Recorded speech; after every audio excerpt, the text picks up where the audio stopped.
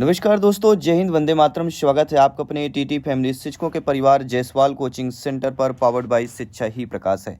साथियों, आज हम बात करेंगे एमपी टेट वर्ग 3 हिंदी पेडागोजी के सेकंड क्लास की बात करेंगे। कल की क्लास में हमने फर्स्ट चैप्टर कंप्लीट कर लिया था और उस चैप्टर के इंपॉर्टेंट क्वेश्चंस भी किए थे। और आज हम जो है इंपॉर्टेंट क्वेश्चंस करेंगे।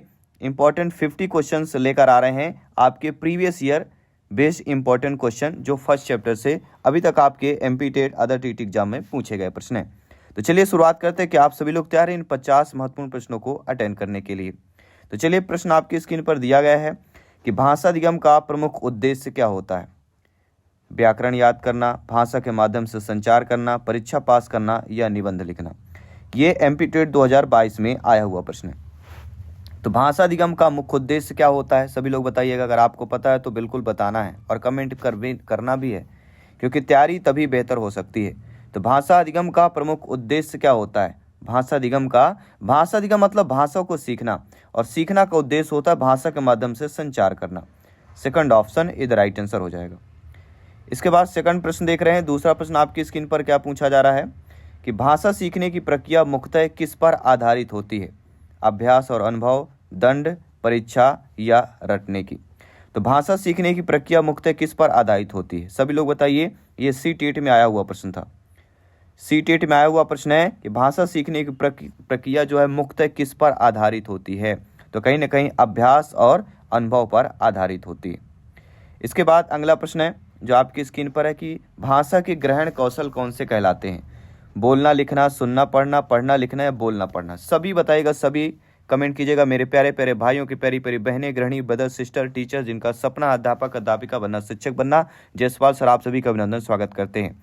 अगर आपने अभी तक टॉपर नोट्स नहीं लिया, अगर आपको एनसीईआरटी बेस्ड टॉपर नोट्स चाहिए हमारी संस्था की, तो 9630689598 इसमें व्हाट्सअप मैसेज करना है। व्हाट्सअप जैसे मैसेज करेंगे आपको टॉपर नोट्स का डिटेल मिल जाएगा। ये टॉपर नोट्स एनसीईआरटी बेस्ड बनाई गई है, जो 10 से 12 टीचर टॉप सेलेक्टेड टीचर हैं उनके मार्गदर्शन पे बनाई गई है। ठीक है, तो टॉपर नोट्स आपकी और आपकी तैयारी को बेहतर करने वाली है, आपकी तैयारी को 20% और बढ़ाने वाली है। तो टॉपर नोट्स प्राप्त करने के लिए आज ही व्हाट्सएप मैसेज करें। चलिए, तो आंसर देख लेते हैं। भाषा के ग्रहणशील मतलब भाषा को हम किस माध्यम से ग्रहण कर सकते हैं, किस माध्यम से ग्रहण करते हैं। तो भाषा को हम सुनकर ग्रहण कर सकते हैं और पढ़कर ग्रहण कर सकते हैं। तो सेकंड ऑप्शन जो दिया गया है वह हमारा यहाँ पे सही हो जाएगा। आई होप सभी लोग समझ गए होंगे। सभी ब्रदर, सिस्टर, टीचर्स सभी कमेंट कीजिएगा। भाषा का स्वाभाविक अधिगम कहाँ से प्रारंभ होता है। विद्यालय, समाज, परिवार या पुस्तकालय से होता है। तो भाषा का स्वाभाविक अधिगम कहाँ से प्रारंभ होता है, सभी लोग बताइएगा। तो कहीं ना कहीं भाषा का स्वाभाविक आरंभ, ये आपके रीट एग्जाम में पूछा गया प्रश्न था कि भाषा का स्वाभाविक अधिगम कहाँ से प्रारंभ होता है। तो परिवार, फैमिली से ही प्रारंभ होता है। इसके बाद जो अगला प्रश्न देखेंगे कि भाषा अधिगम में त्रुटियां क्या दर्शाती हैं। असफलता, सीखने की प्रक्रिया, अनुशासनहीनता या आलस्य। तो भाषा अधिगम में जो त्रुटियां होती हैं, जो गलतियां होती हैं, गलतियां हमें सीखने की प्रक्रिया दर्शाती हैं। ये भी आपके एमपीटीटी वर्ग 2 में आया हुआ प्रश्न था। ठीक है, अगला प्रश्न जो कल की चर्चा हमने किया भी था कि LSRW का सही क्रम है। अगर प्रीवियस क्लास आप नहीं देख पा रहे हैं तो ऑलरेडी मैंने प्लेलिस्ट बना दिया गया है एमपी टेट वर्ग 3 पात्रता परीक्षा 2026। उसमें सारी क्लासेज आपको फ्री ऑफ कॉस्ट मिल जाएंगी। LSRW का सही क्रम क्या होता है। तो वही क्रम होता है, पहले लिसनिंग करना, फिर स्पीकिंग करना, फिर रीडिंग करना, फिर राइटिंग करना।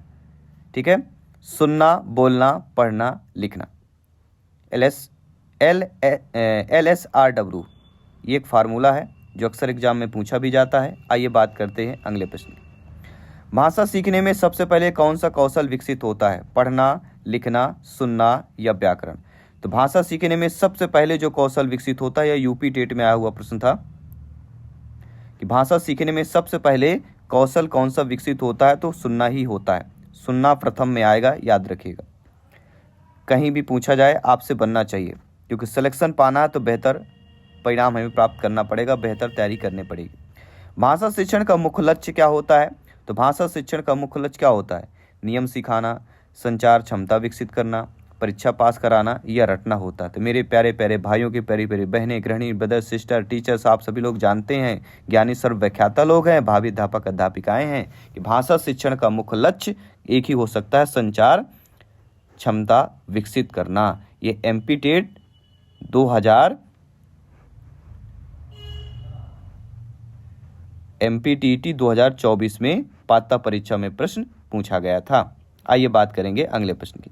भाषा अधिगम में वातावरण का क्या महत्व होता है? तो भाषा अधिगम में वातावरण कम महत्व होता है, अधिक होगा, नहीं होगा, या केवल परीक्षा तक होता है? देखिए, भाषा सीखना, पहली बात तो भाषा इन्वायरमेंट का फर्क पड़ता है। जहाँ बच्चा रहता है, जहाँ हम रहते हैं, वहाँ की भाषा सीखते हैं, उसे होम लैंग्वेज कहते हैं, घर की भाषा कहते हैं, मातृभाषा कहते हैं। तो भाषा अधिगम में वातावरण का महत्व क्या है? अधिक माना जाता है, क्योंकि सर्वप्रथम बच्चा जो होता है पहले मातृभाषा से ही सीखता है। इनमें से कौन सा अव्यक्तात्मक कौशल होगा? सुनना, पढ़ना, बोलना या वाचन करना? इसमें से अव्यक्तात्मक कौशल पूछा जा रहा है। कई बार पूछा गया है आपकी स्क्रीन पर कि अव्यक्तात्मक कौशल कौन कौन है। कल की क्लास में हमने आपको बताया था कि अव्यक्तात्मक कौशल के बारे में। अव्यक्तात्मक कौशल वो होते हैं जो अपने विचारों, भावों और ज्ञान को स्पष्ट, सटीक और प्रभावशाली ढंग से बोलकर या लिखकर दूसरों के सामने प्रकट करना। तो बोलकर या लिखकर, अर्थात बोलना इज द राइट आंसर हो जाएगा। अगला प्रश्न है, भाषा शिक्षण में संवाद विधि का उद्देश्य क्या होता है? ये सीटेट में आया हुआ प्रश्न है, ठीक है, ध्यान रखिएगा। सीटीटी में आया हुआ प्रश्न है कि भाषा शिक्षण में संवाद विधि का उद्देश्य क्या होता है? तो होता है संचार का कौशल करना। क्या होता है? संचार कौशल इज द राइट आंसर। अगला प्रश्न है, भाषा सीखने का प्राकृतिक तरीका क्या होता है? अनुकरण कर लेना, दंड, परीक्षा या नियम बनाना? सभी कमेंट कीजिएगा। जी हाँ, सभी मित्रों को जय हिंद, वंदे मातरम। साथियों, तैयारी करना है तो आपका जवाब बिल्कुल कमेंट में आना चाहिए, और अंत में बताना भी है कि टॉप 50 में से आपने कितने स्कोर। यहाँ में टॉप 50 MCQs कर रहे हैं, और टॉप 50 MCQs में आपको कमेंट करके जरूर बताना, शेयर करना है। तो भाषा सीखने का प्राकृतिक तरीका क्या हो सकता है? सभी लोग बताइए। ये MPTET 2023 में प्रश्न पूछा गया था। भाषा सीखने का प्राकृतिक तरीका, तो वह अनुकरण होता है। ये MPTET वर्ग 2 में आया हुआ प्रश्न था। अगला प्रश्न है, भाषा कौशलों की संख्या क्या? देखिए, पेडागोजी चाहे वर्ग 2 में पूछी गई हो चाहे वर्ग 1 में, लैंग्वेज लगभग बराबर रहता। तो पेडागोजी ऐसा नहीं कि वर्ग 2 में आए तो वर्ग 3 में नहीं आ सकता, वर्ग 3 वाला वर्ग 2 में नहीं आ सकता, बिल्कुल आ सकता है। इसलिए हम बेहतर तैयारी के बेहतर परिणाम की कोशिश करते हैं। तो भाषा कौशलों की संख्या कितनी होती है? सुनना, बोलना, पढ़ना, लिखना, LSRW 4 होते हैं ना। थर्ड ऑप्शन सही कर लेना, बहुत ही सिंपल सा प्रश्न था। भाषा अधिगम में शिक्षक की भूमिका क्या होती है? तो शिक्षक की भूमिका मार्गदर्शक के रूप में होती है। कल हमने कृषि प्रश्न भी किया था, और यह सीटेट में आया हुआ प्रश्न है। भाषा सीखने की प्रक्रिया कैसी होती है? कृत्रिम, प्राकृतिक, सीमित, यांत्रिक? कल भी हमने क्वेश्चन किया था, ठीक है। ये वर्ग 3 में आया हुआ प्रश्न है आपका। तो भाषा सीखने की प्रक्रिया कैसी होती है? प्राकृतिक होती है, याद रखिएगा। इसके बाद अगला प्रश्न है कि बच्चों में भाषा विकास को बढ़ाने का सर्वोत्तम तरीका क्या होता है? अगर बच्चों में भाषा विकास बढ़ाना हो तो उसके लिए सर्वोत्तम तरीका क्या हो सकता है? रट के द्वारा, संवाद के द्वारा, दंड के द्वारा, परीक्षा के द्वारा? देखिए, बच्चों में भाषा विकास बढ़ाना है तो हम संवाद कर सकते हैं, और यह UPTT में आया हुआ प्रश्न था। तो सेकंड ऑप्शन हम यहाँ पे आप लोगों को सही कर लेना है। इसके बाद चलते हैं, भाषा सीखने में अभ्यास का क्या महत्व होता है? देखिए, कोई भी चीज़ जितना ज़्यादा आप अभ्यास करेंगे, अभ्यास का महत्व अधिक होता है। ये क्वेश्चन शायद रिपीट हो गया है, सेकंड बार क्वेश्चन है। चलिए, कोई बात नहीं, नेक्स्ट क्वेश्चन की तरफ बढ़ते हैं। भाषा शिक्षण में खेल विधि का उद्देश्य क्या होता है? तो खेल विधि क्या करती है? सीखने में क्या बना देती है? रोचक बना देती है। ये सीटेट में आया हुआ प्रश्न था। अगला प्रश्न है, भाषा अधिगम में कौन सा कौशल ग्रहणशील कौशल होता है? तो पढ़ना ग्रहणशील होता है, अव्यक्तात्मक बोलना होता है, और ग्रहणशील कौन होता है? पढ़ना। तो इन सब चीज़ों को समझना है। कल की क्लास में बेहतर तरीके से आपको बताया था। भाषा का मुख्य उद्देश्य क्या होता है? भाषा का मुख्य उद्देश्य संचार करना होता है। अगला प्रश्न है, भाषा सीखने में सबसे महत्वपूर्ण कारक क्या होता है? पाठ पुस्तक, शिक्षक, वातावरण या परीक्षा होती है? तो मेरे प्यारे ब्रदर सिस्टर, सभी लोग जानते हैं, आप सभी लोग ज्ञानी सर्व व्याख्याता लोग हैं, भावी अध्यापक अध्यापिकाएं हैं, और जयसवाल सर आप सभी को प्रणाम करते हैं, आप सभी को माता पिता को नमन करते हैं। साथियों, भाषा सीखने में सबसे महत्वपूर्ण जो कारक होता है, कहीं ना कहीं इन्वायरमेंट, वातावरण का फर्क पड़ता है, याद रखिएगा। भाषा शिक्षण में कहानी विधि क्यों उपयोगी होती है? कहानी विधि मनोरंजन, भाषा कौशल विकास, समय बिताना या परीक्षा? देखिए, कहानी के द्वारा क्या बनाया जा सकता है? भाषा कौशल का इसमें विकास होता है। सेकंड ऑप्शन आप लोगों को यहाँ पे सही कर लेना है। इसके बाद बढ़ते हैं अगले प्रश्न की तरफ। अगला प्रश्न भी स्क्रीन पर है कि भाषा अधिगम में कौन सा कौशल सबसे पहले आता है। कई प्रकार से पूछा जाएगा। हालांकि ये आपको पता है कि सुनना पहला होता है, बोलना दूसरा होता है, सुनना बोलना पढ़ना तीसरा होता है और लिखना चौथा होता है। किसी प्रकार से पूछा जाए आपसे बनना चाहिए, 100% बनना चाहिए। भाषा सीखना किस प्रकार की प्रक्रिया कहलाती है? तो भाषा सीखना एक निरंतर प्रक्रिया कहलाती है। सेकंड ऑप्शन सही कर लेना। भाषा अधिगम में त्रुटियों को कैसे देखना चाहिए? तो भाषा अधिगम में त्रुटियों क्या होती है? एक त्रुटि या गलती एक सीखने का हिस्सा होती है, इसलिए B option is the right answer कर लेना। भाषा शिक्षण में चित्रों का उपयोग क्यों किया जाता है? क्योंकि समझने के लिए, क्योंकि प्राइमरी छोटे बच्चे होते हैं, चित्र के माध्यम से बेहतर तरीके से समझ पाते हैं। भाषा सीखने में बच्चों को क्या देना चाहिए? तो भाषा सीखने में बच्चों को अवसर देना चाहिए।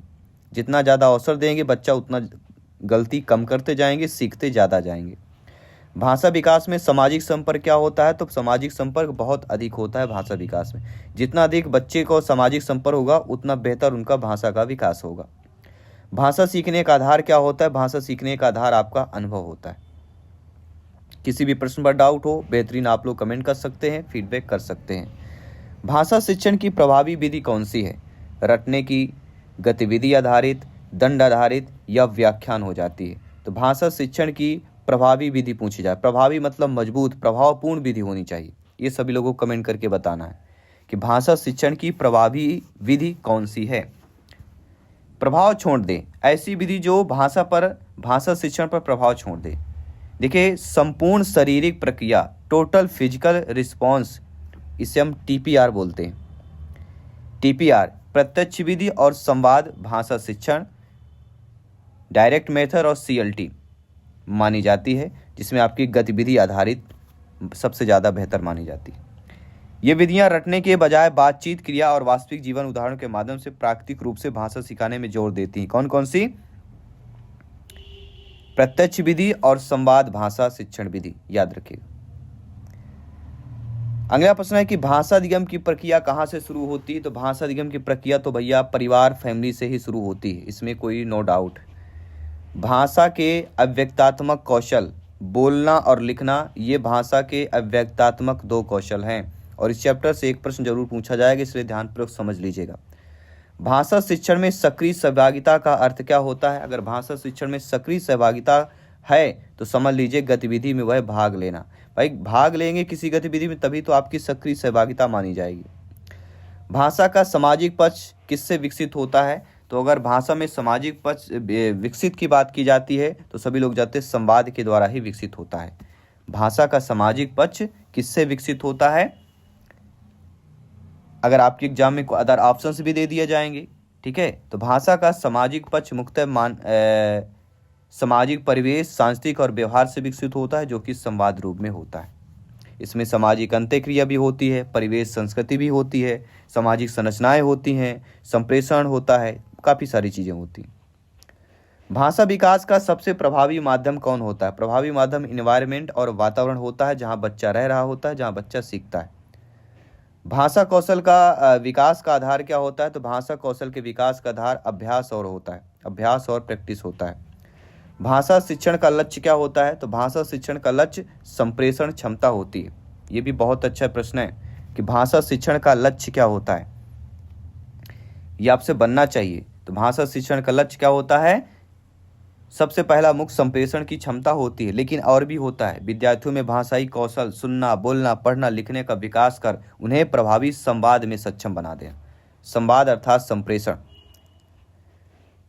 भाषा अधिगम की प्रक्रिया कैसी होती है? तो भाषा अधिगम की प्रक्रिया हमेशा निरंतर चलती रहती है।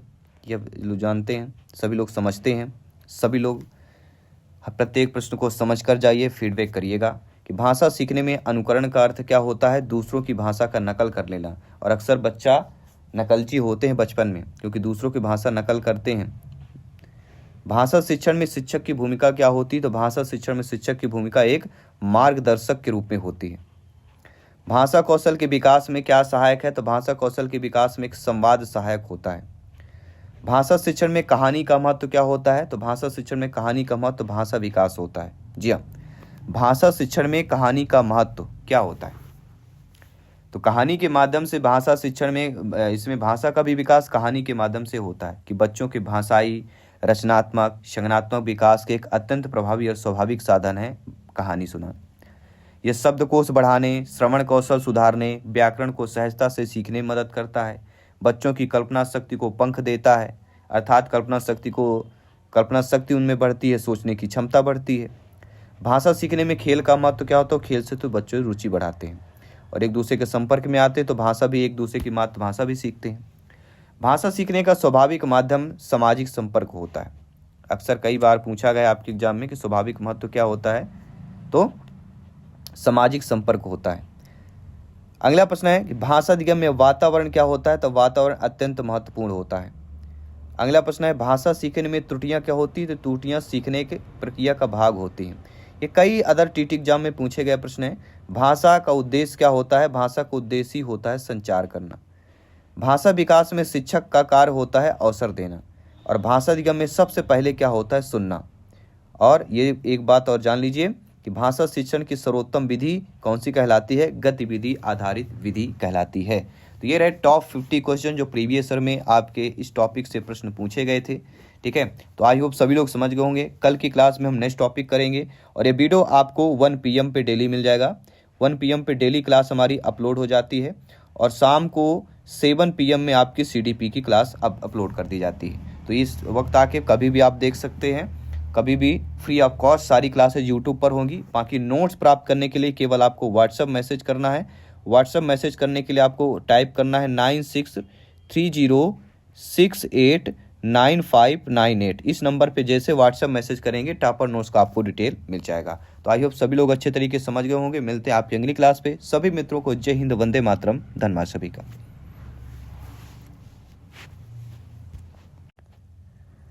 नमस्कार दोस्तों, जय हिंद, वंदे मातरम। स्वागत है आपका अपने